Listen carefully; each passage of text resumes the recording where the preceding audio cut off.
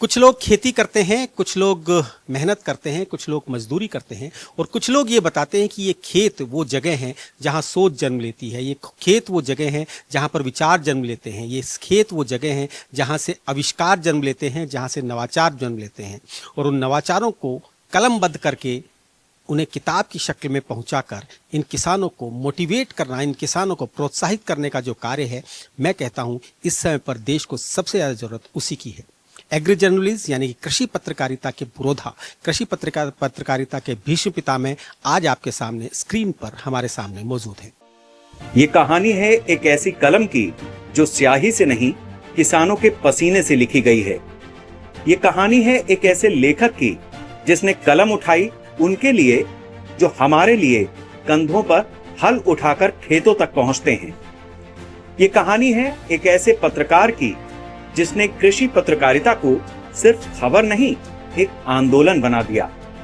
दूरदर्शन हो, आकाशवाणी हो या देश की प्रमुख पत्र पत्रिकाएं, जहां भी बोले तो किसानों के लिए बोले और जब भी लिखा तो किसानों के लिए लिखा।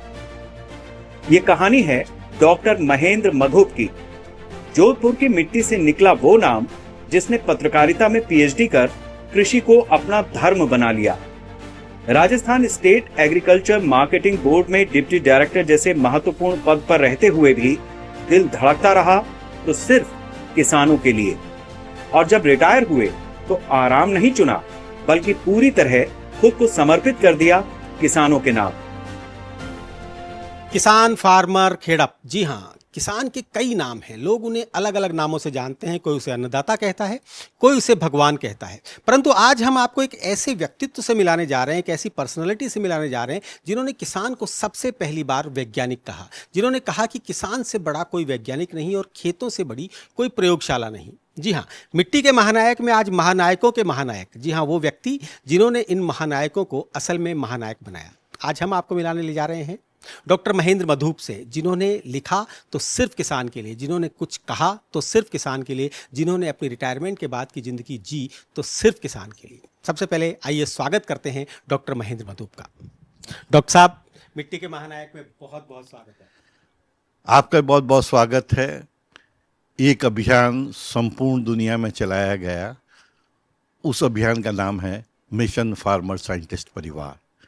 और दुनिया में भारतीय किसान का न घर वाले होते हैं साथ, न शासन, न प्रशासन।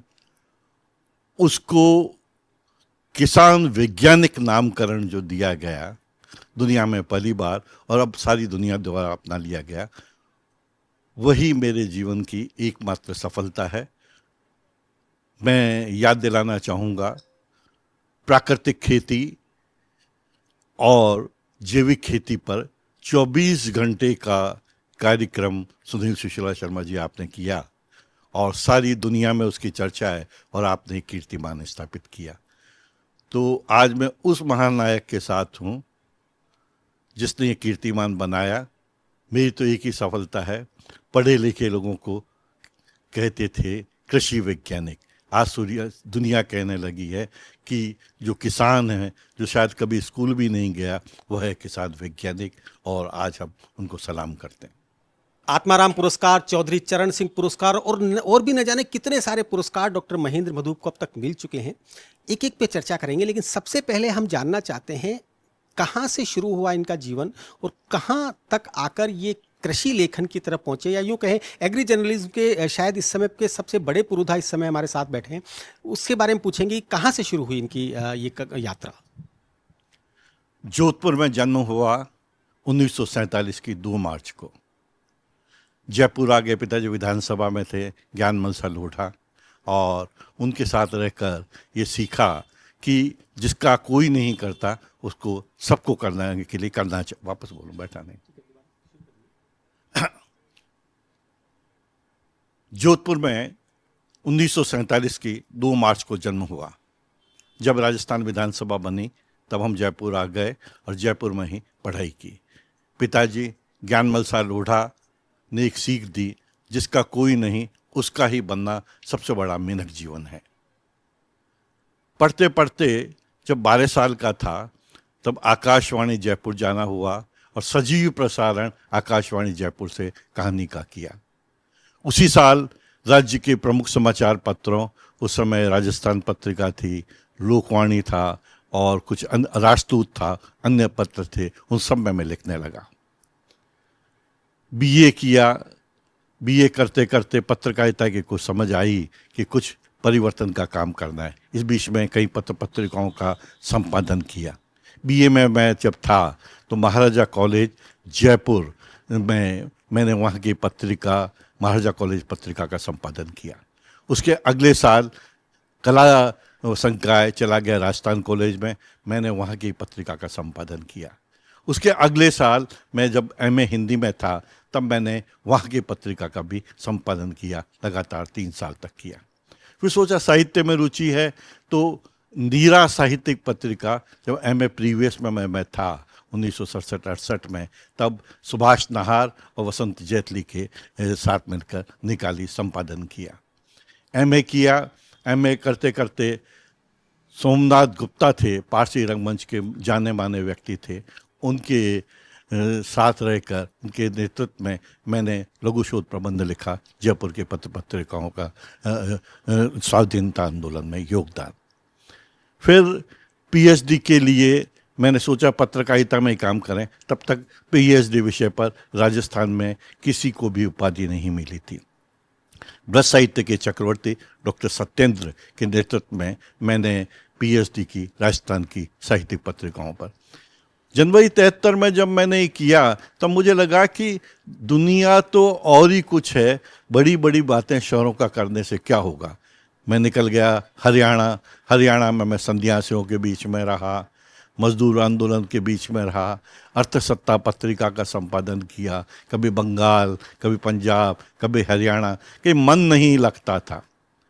फिर कहा क्या कुछ करें, परिस्थितियां बदली, आपातकाल का समय था, सोचने लगे क्या करें, तो लौट आया जयपुर, और जयपुर में राज्य कृषि विपणन बोर्ड में 1976 में मैं आया। तब से किसानों से गहरा जुड़ा हुआ, मैं ये कहूँगा कि 50 साल किसानों से जुड़े हुए मुझे हो गए। लगा जो व्यवस्थाएं अच्छी थी वे व्यवस्थाएं धीरे धीरे जर्जर हो गई और किसान विरोधी हो गई। क्या होगा? कृषक संवाद प्रारंभ हमने किया और हम कहते थे कि एक समय आएगा जब आपके साथ कोई नहीं होगा, इकट्ठे हो जाओ। फिर समय बदला और 1980 में दिल्ली में दूरदर्शन के जयपुर, रायपुर और मुजफ्फरपुर के लिए कार्यक्रम बनते थे, वहाँ रिकॉर्डिंग से जुड़ा, समितियों से जुड़ा। बहुत लंबी है तो मैं संक्षेप में करना चाहूँगा कि जब ये करते करते 1980 से लेके करीब 2500 कृषि कार्यक्रमों और आकाशवाणी कार्यक्रमों का जो मैंने एंकरिंग की, तो मेरे मन में ये आया कि जब भी किसान के पास जाते कहते आप ये करिए, आप वो करिए, वो सिर झुका के रह जाता, वो बेचारा हो जाता। मुझे लगता बेचारे तो हम हैं जो कि हम दफ्तरों में बैठे रहते हैं, तो क्या करें। तो समय तो बीतता गया, 2005 आया, राज्य कृषि विपणन बोर्ड से जब मैं कार्यमुक्त हुआ तो मैंने सोचा साहित्य करें या किसानों के साथ काम करें। उस समय राष्ट्रीय स्तर पर मुझे कहा गया कि एक राष्ट्रीय पत्रिका निकाली जा रही है, शरद कृषि, उसके आप संपादक बन जाओ। 2017 जनवरी तक मैंने उसका संपादन किया, देश में खूब चर्चा हुई। पहले साल आप देखिए 2005 में मुझे जो पुरस्कार था चौधरी चरण सिंह पुरस्कार दिया गया, और चौधरी चरण सिंह पुरस्कार जो एचआरडी मिनिस्ट्री का था 1 लाख रुपए का दिया गया, जो राष्ट्रपति ने 2007 में दिया। और इसके बाद 2007 में इनका जो पुरस्कार था 2008 में मुझे दिया गया। जो इन पुरस्कारों के बाद कई समितियों में मैं रहा, पर मेरा क्या हो जाएगा, परिवर्तन कैसे होगा। तब एक मित्र मिले यशवंत व्यास ने मुझे कहा मधुप जी कुछ परिवर्तन की बात करें। उन दिनों वो एक राष्ट्रीय पत्रिका आहा जिंदगी के संपादक थे और उन्होंने मेरा एक स्तंभ प्रारंभ किया, खेतों के वैज्ञानिक, जो मैं खेतों के वैज्ञानिक नाम लेता हूं और किसान वैज्ञानिक नाम लेता हूं, वहीं से आया। तो 2005 जब मैंने मई 2009 से 2011 तक ये स्तंभ लिखा, करीब 29 स्तंभ लिखे गए जिनमें किसान वैज्ञानिकों की कहानियाँ थी। आप अजीब देखिए, जयपुर में जब कार्यक्रम हुआ तब तत्कालीन केंद्रीय कृषि मंत्री ने कहा ये देश के लिए ऐतिहासिक दिन है। भास्कर में उनको बुलाया गया पर लगभग तभी वो बंद हो गया। जिस समय पर सारी दुनिया ये कह रही थी किसान जो है बेचारा है, किसान के पास में, किसान गरीब है, किसान के पास खेती नहीं है, किसान की खेती में फ़ायदा नहीं है, उस समय पर आप किसान की सक्सेस स्टोरी लिखने की सोचते हैं। थोड़ा सा अजीब नहीं था कि लोग किसान की बेचारगी की बात कर रहे हैं और किसान की आप गौरव गाथा लिख रहे हैं, आप सक्सेस स्टोरीज लिख रहे हैं? देखिए, राज्य कृषि विपणन बोर्ड में 28 साल साधुओं के साथ, वामपंथी विचारधारा के साथ, अन्य विचारधाराओं के साथ रहकर मेरी समझ में आ गया कि गणित में ही कोई गलती है, सूझबूझ में गलती है या सोच समझकर गलती है। मैंने देखा कि दुनिया के अन्य देशों में किसान पैदा करता है, किसान प्रोसेसिंग करता है, किसान मार्केटिंग करता है, अर्थात कृषक संचालित कृषि उद्योग। भारत में उत्पादन तक किसान सीमित है और उत्पादन के बाद प्रोसेसिंग और मार्केटिंग में नहीं है। अगर कृषक संचालित कृषि उद्योग के बारे में 100-200 लोगों को अपने जीवन में पारंगत कर दिया जाए तो दुनिया बदल सकती। पहला तो मेरा ये था।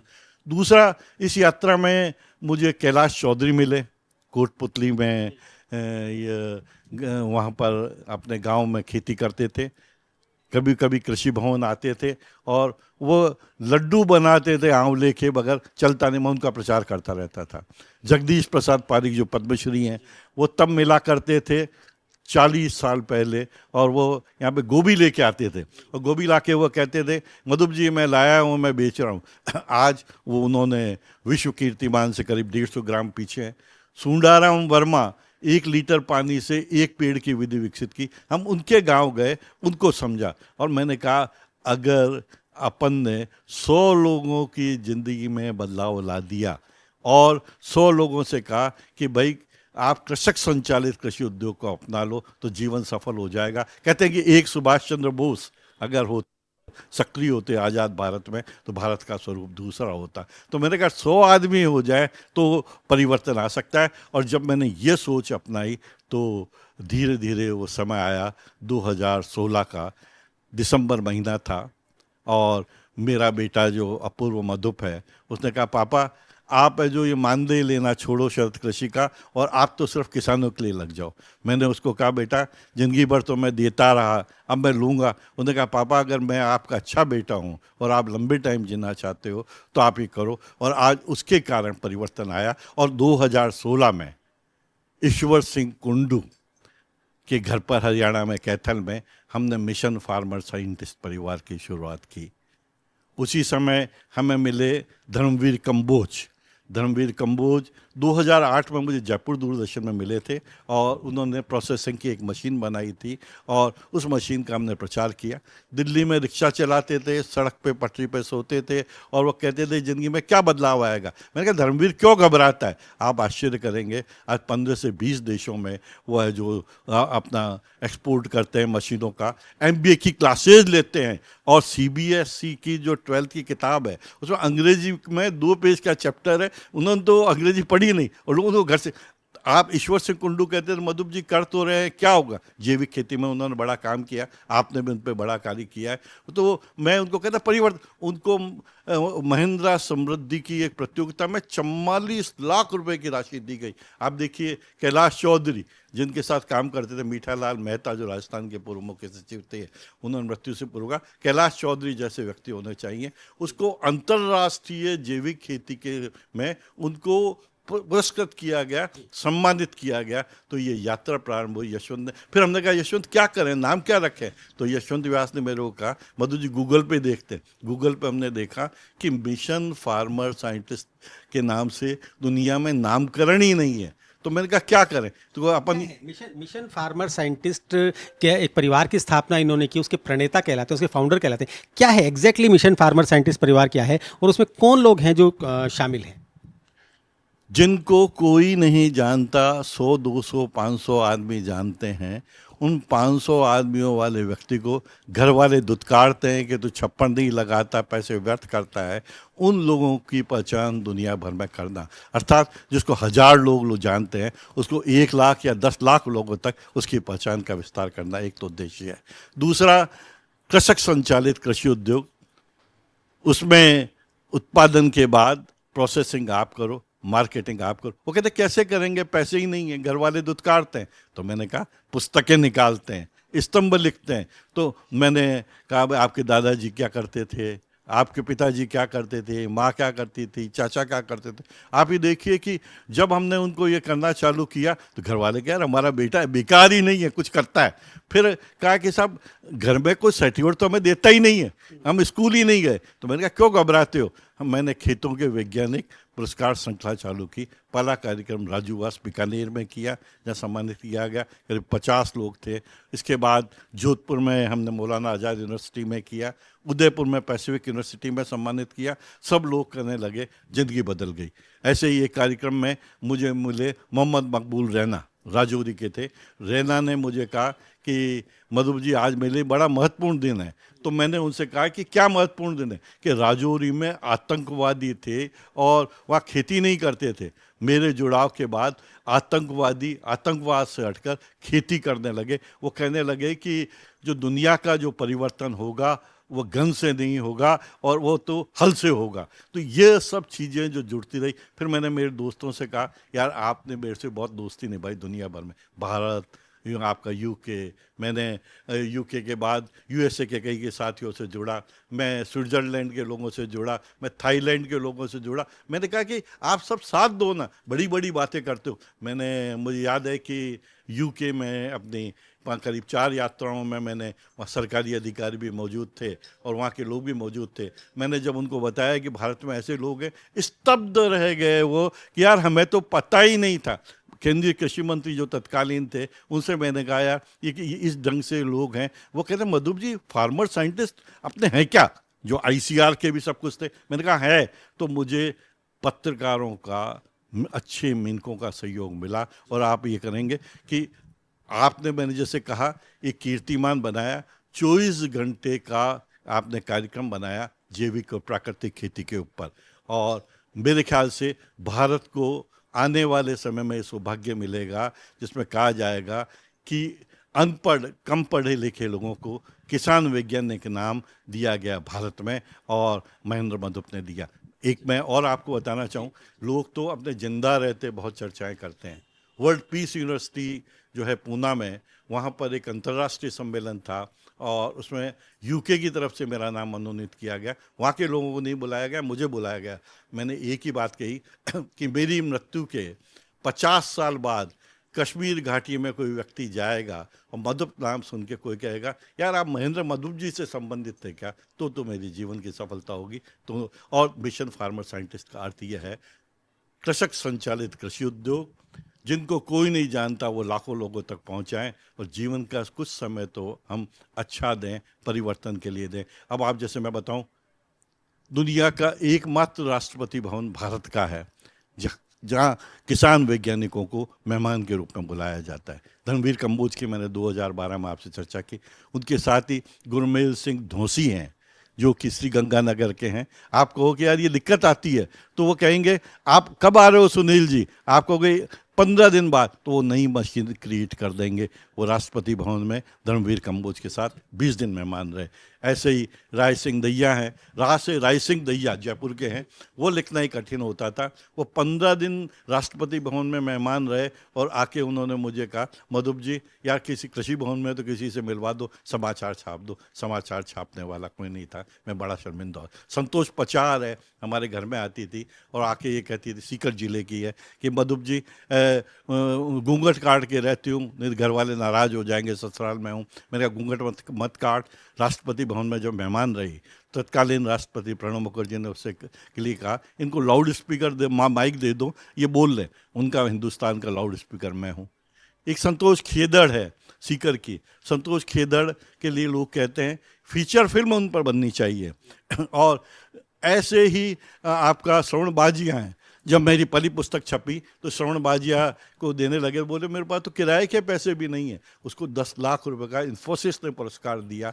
और जो आप इतनी किताबें लिखते हैं, उनके ऊपर आर्टिकल्स लिखते हैं, उन पर उनके साथ संवाद करते हैं, उनके साथ टीवी पे प्रोग्राम बनाते हैं, क्या आपको लगता है इससे कोई बहुत बड़ा परिवर्तन होने वाला है, या उनकी ज़िंदगी में क्या परिवर्तन आता है? सुनील जी, आपका बात तो कि सही है। कई बार मैं अभी पंजाब के सुरजीत सिंह चग्गर से पंजाब में बात कर रहा था, बोला मधुप जी हजारों किसान आपको जानते हैं और वो आपसे संपर्क करना चाहते हैं, आप उनके लिए भी करो ना। तो मैंने कहा भैया मैं तो अकेला हूँ, मैं आपके लिए क्या करूँ। अब आपने सवाल किया कि इससे क्या लाभ होगा। एक बताइए, करोड़ों परिवार दुनिया में है, सुनील सुशीला देखता है मेरा बेटा तो अच्छा पढ़ जाए, मेरी पत्नी तो अच्छी जिंदगी जी ले, मैं चलता हुआ दुनिया से जाऊं, किसी पर निर्भर तो नहीं रहूं। अगर एक आदमी ने पॉजिटिव होके 100 लोगों की जिंदगी बदल दी, उनको समझा दिया कृषक संचालित कृषि उद्योग, तो जिंदगी बदल गई ना। 20 रुपए की 120 रुपया हो गई। आत्मविश्वास पैदा हुआ घर वालों से। 100 आदमी 1000 करेंगे, 1000 10,000 करेंगे। अब क्या आप अकेले कैसे कर लोगे। मुझे कहते थे मधुप जी बहुत कुछ हो गया। मैं तो आप बताऊं, जो 100 लोग हुए उनमें से 10 लोगों से चाय भी नहीं मैंने पी। तो मैं उनको कहता हूं मेरे को फ़ोन मत किया करो भाई, मैं अकेला हूं, कैसे आप कुछ तो करें। तो मैंने कहा आप भी 10 लोगों का भला कर दो। अपन क्यों सोचें कि हर आदमी, मैं तो किसी नेता का बेटा नहीं, मैं किसी बिजनेसमैन का बेटा नहीं, मेरे पीछे कोई शक्ति नहीं। अरे यार, आपको मनुष्य बनाया। कहते हैं कि जन्मों की कर्मों से आप मनुष्य बनते हो, तो आप अच्छे मनुष्य बनकर 100-200 लोगों की जिंदगी। तो अगर ये सोच पैदा हो जाए, मुझे 100 बदलनी है, तो 1000 लोग सोचने लगेंगे, 2000 सोच लगेंगे, तो सच्चाई के साथ लोग होंगे। और मैं तो ये कहता हूँ हर आदमी 100 आदमी बदल दे तो ये दुनिया बदल जाए। वो दौर जब दुनिया किसान को बेचारा कह रही थी, खेती को घाटे का सौदा, उस दौर में डॉक्टर मधुप ने कहा किसान वैज्ञानिक है, और शुरू हुई एक नई खोज। खेतों में, मिट्टी में, पसीने की हर बूंद में उन्होंने ढूंढ निकाले वो किसान जो प्रयोग कर रहे थे, जो बिना शोर किए क्रांति लिख रहे थे। किसी ने रसायन मुक्त खेती से चमत्कार किया, तो किसी ने अपनी मेहनत से आय को दुगना तिगना कर दिखाया। किसी को सब्सिडी का इंतजार नहीं, किसी को कर्ज माफी की जरूरत नहीं। ये वो किसान थे जो अपने दम पर अपनी किस्मत लिख रहे थे। और फिर डॉक्टर मधुप की कलम ने इन कहानियों को घर घर पहुंचा दिया। उनकी लेखनी से निकली कहानियां सिर्फ पढ़ी नहीं गईं, बल्कि देश के सर्वोच्च सम्मानों तक पहुंची।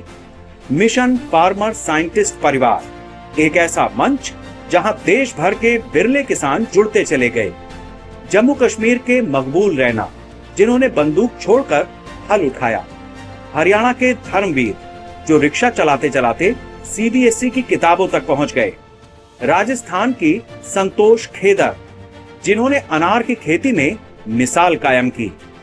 इस परिवार के जगदीश पारिक, सुंदराम वर्मा, हरिमन शर्मा, हिम्मत राम बाम्बू, श्याम सुंदर पालीवाल जैसे किसान पद्मश्री से सम्मानित हुए। कई किसान राष्ट्रपति पुरस्कार तक पहुंचे। ये किसानों की मेहनत थी या डॉक्टर मधुप की कलम की ताकत? जिनके लिए उन्होंने लिख दिया, वो बन गया एक मिसाल, एक पहचान, एक महानायक। आपकी कहानियों पे यकीन नहीं होता। यकीन इसलिए नहीं होता कि एक तरफ तो किसान सब्सिडी के लिए भाग रहा है, कभी किसान जो है कर्जा मुक्ति के लिए भाग रहा है, कभी किसान कहता है कि मुझे यूरिया नहीं मिल रहा, कभी कहता है कि मुझे दवाइयाँ नहीं मिल रही। लेकिन आपका जो किसान है, आपका जो नायक है या आपका जो महानायक है, वो ना सब्सिडी के लिए भागता है, ना कभी कर्जा मुक्ति की बात करता है, ना केमिकल की बात करता है, ना किसी और चीज़ की बात करता है। क्या कहना चाहेंगे उन किसानों को? वो आपका नायक क्यों है, वो आपका हीरो क्यों है? देखिए, मेरे पिताजी ज्ञान मलसा लोढ़ा और माँ सज्जन कंवर लोढ़ा, मेरी पत्नी भी निर्मल मधुप बहुत साथ देती है। सबसे मैंने कुछ संस्कार सीखे कि आप एक के लिए नहीं कर सको तो चुप मत रहो, करते रहो, 10 के लिए करो, 50 के लिए करो, एक परिवर्तन आएगा। अब लोग कहते हैं विश्वास नहीं होता। मैंने कहा ना कि तत्कालीन केंद्रीय कृषि मंत्री ने मुझे कहा आईसीआर कोई पता नहीं।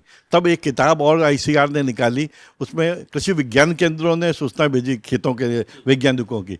पाया गया कि बाद में कि यार ये तो यूं ही आंकड़ों के लिए पूरी कर दी गई। तो दुनिया में अच्छे लोगों की कमी नहीं है। भारत का किसान दुनिया के किसी किसान से कम नहीं है, परंतु जो लोग उन लाभ उठाते हैं वो इतने शक्तिशाली हैं कि उनके लिए बोलने वाला नहीं है। हम तो एक ही नारा दें, एक एक को ही बढ़ाओ, 100 को ही बढ़ाओ तो अच्छा हो जाए। आप जिनकी कहानियां हैं, उनके खेतों में जब यूके के लोग, अमेरिका के लोग जाते हैं और बात करते हैं, आज जब धर्मवीर कंबोज जो अंग्रेजी नहीं जानता, 12वीं का बच्चा, मेरा बेटा एक दिन आया और बोल पापा ये धर्मवीर कंबोज वही है ना जो अपने घर आए थे, तो मैंने कहा वही आए, तो वो अंग्रेजी नहीं जानते, आज MBA की कक्षाएं लेते हैं। तो ऐसे लोगों की कहानियां अगर छपेंगी और छापेंगी, और छापना ही पड़ेगा। मैं आपसे ये कहता हूँ, जो लोग हमें रोटी देते हैं, जिन्होंने खेत में काम करते हुए ऊपर तो आकाश और नीचे धरती, उस प्रयोगशाला में काम किया है, समस्याएं आई, उन्होंने समस्याओं का समाधान किया। अब भले लोग थे, जैसे परमाराम चौधरी, परमाराम से आपने भी बातचीत की है, उन्होंने हिमाचल प्रदेश में पहाड़ पर एक ट्रैक्टर बनाया कुछ हजार रुपए में, जो खेती कर सकता है, और पेटेंट नहीं लिखा, आओ सीखो और करो। और उन्होंने जब अस्पताल गए तो एक व्यक्ति की किडनी खराब थी, मरने की स्थिति में था, उन्होंने उसको किडनी दान में दे दी और 20 साल बाद घर वालों को बताया। तो अच्छे लोगों की कमी नहीं है, पर जो लोग शक्तिशाली हैं, आप जैसे हम जैसे पढ़े हुए लोग हैं, वो हमारे बच्चों को, रिश्तेदारों को, दोस्तों को तो आगे बढ़ाने की सोचते हैं। कहते दूसरे को बढ़ाने से क्या होगा। मैं तो एक बात मानता हूँ, मैंने 100 लोगों, ये कीर्तिमान है मेरे ख्याल से, किसी भी राष्ट्रीय पत्रिका ने भारत में या विदेश में किसान वैज्ञानिकों के ऊपर 100 कॉलम आर्टिकल्स निरंतर नहीं छापे होंगे। तो अगर आप ये सोच लो कि मेरे को भगवान ने मिनक जीवन दिया है और मुझे सबके लिए काम करना है, तो अद्भुत रूप से मिल सकेगा। उनकी इसी अद्भुत यात्रा को देश ने भी सराहा। केंद्रीय हिंदी संस्थान का आत्माराम पुरस्कार, भारतीय कृषि अनुसंधान परिषद का चौधरी चरण सिंह पुरस्कार और दर्जनों राष्ट्रीय अंतर्राष्ट्रीय सम्मान, ये सिर्फ पुरस्कार नहीं बल्कि उस सोच की पहचान है जिसने किसान को सम्मान दिलाया। 80 साल की उम्र में भी जुनून वही है। आज भी आहा जिंदगी जैसी प्रतिष्ठित पत्रिका में उनकी कलम किसानों की कहानियां लिख रही है। जैसे ही कोई नई प्रेरणादायक कहानी मिलती है, वो फिर से एक युवा पत्रकार की तरह उठ खड़े होते हैं, रिसर्च करते हैं, लिखते हैं और दुनिया के सामने लाते हैं एक और मिट्टी का महानायक। क्योंकि कुछ लोग खुद इतिहास नहीं बनते, वो इतिहास बनाने वालों को पहचान दिलाते हैं। मिट्टी के महानायक में एक ऐसी ही कहानी, एक ऐसी ही कलम, डॉक्टर महेंद्र मधोक, जिन्होंने किसानों को हीरो बना दिया। किसान भाइयों से कहना चाहेंगे, समर्थन मूल्य, ब्याज मुक्त ऋण या ऋण पर ब्याज माफी या सब्सिडी, ये विकलांगता के निशान है। इसी में उलझे रहोगे तो समाप्त हो जाओगे। मंदिर, गुरुद्वारा, मस्जिद आप समझो, ICAR है, KVK है, अगर आप सरकारी कार्यालयों के चक्कर लगाओगे और इनमें रहोगे तो कुछ भी आप नहीं कर पाओगे।